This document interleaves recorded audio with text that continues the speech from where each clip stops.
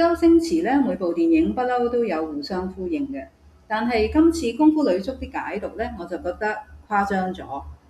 好似話隊名峨眉反映嘅咧係中國航空工業發展，啲球衣號碼又話暗藏軍工武器嘅代號。就算係幾百年前明朝嗰個朱元璋咧，都俾人哋掘翻出嚟，話同88號球衣扯上咗關係。其實根本冇咁複雜㗎。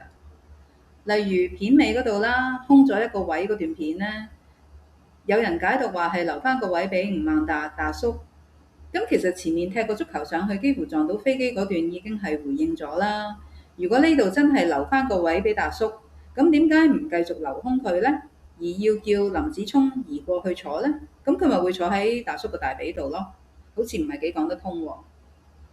我覺得簡單啲啦，唔使咩都同國仇家恨、種族鬥爭連線。周星馳咧只係用一貫嘅笑料，最簡單無聊嘅笑點，自己同自己講緊嘢，順便講埋俾你聽，就係咁啫嘛。你留意下有一場戲就知道啦。雙雙同玉龍挨住棵樹對話嗰場戲咧，玉龍咧就話佢羨慕雙雙會堅持守住自己嘅夢想，雖然咧冇時間拍拖，但係就練到一身功夫。佢忍受得住孤獨，先至係真正嘅強者。至於雙雙咧，就話佢羨慕玉龍轟轟烈烈，不理好醜，不計成敗咁愛一場。雖然最後佢係離婚啦，咁但係始終都叫做有勇氣，切實咁去愛過啊嘛。呢度就係理智同埋感情喺度對話啦。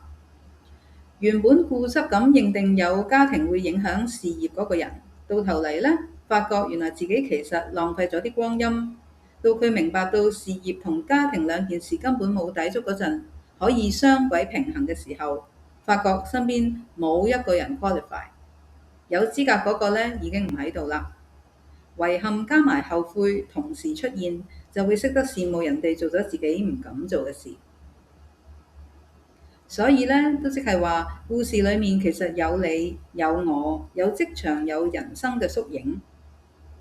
你睇下，好似隊長雙雙咁啊，細個俾人拋棄，成為咗孤兒，所以佢一生咧都追求緊人哋俾自己嘅肯定，樣樣都要贏。佢追逐嘅咧係存在價值，但係佢就輸唔起，唔能夠應對心理壓力，最後反而係嗰個一心淨係想踢波、心無雜念、唔講嘢嘅球員，令佢睇到真正嘅強大係要贏得到、輸得起。咁先至係最唔易被打擊得到嘅心理質素。至於玉龍，佢出身係好，但係父母冇時間，所以佢好缺愛，亦都因為咁呢，佢好快咧就亂咁墮入愛河。失敗咗之後，就變成咗性格容易暴躁爆炸，做事有勇無謀，一擊咧就中伏，唔識得睇大局，亦都唔夠冷靜。仲有嗰個喺愛情面前卑躬屈膝，失去咗自己嘅喪標，個名咧好似好勁好喪，但係佢一失戀就連做人最基本嘅動力都冇埋。咁仲未夠啊！佢一眼咧就俾人哋睇穿佢嘅弱點，可以加以利用啊嘛。用佢嘅死穴佢就爆噶啦，之但係爆一次就咩都冇啦。初三咧代表嘅係快，有時候做人真係要快噶，因為天下武功唯快不破啊嘛。而且有陣時拖拖拉拉會錯過咗最佳進攻嘅時機，一樣會輸嘅。阿雪代表嘅咧就係最單純，咩都唔諗，冇雜念，淨係想踢波同埋踢好場波嘅人。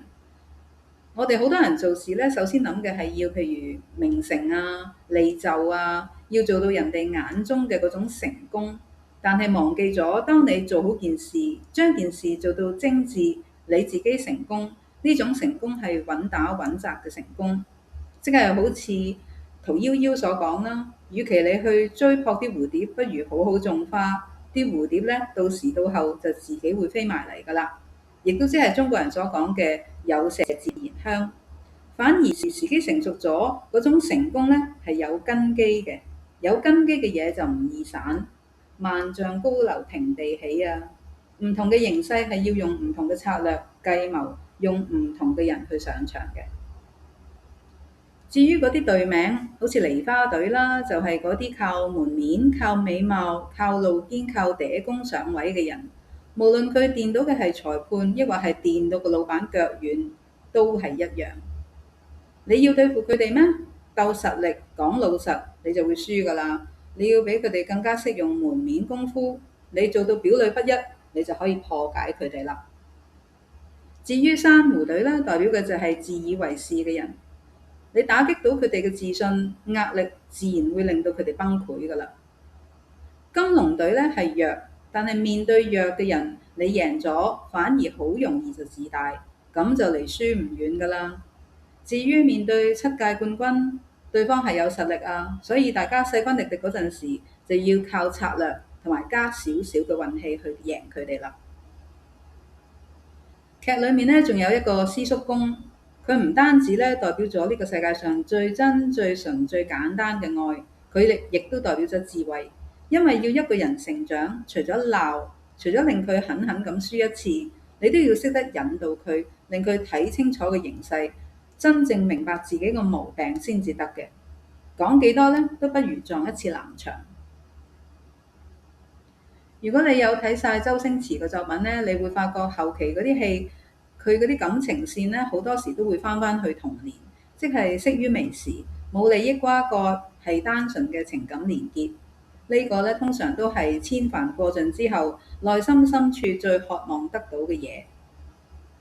當然啦，個人歷練多咗，社會複雜咗，通常呢都只係一種寄望，而唔容易獲得嘅。所以成部功夫女足嘅亮點呢，就喺88號球衣嗰個女將身上。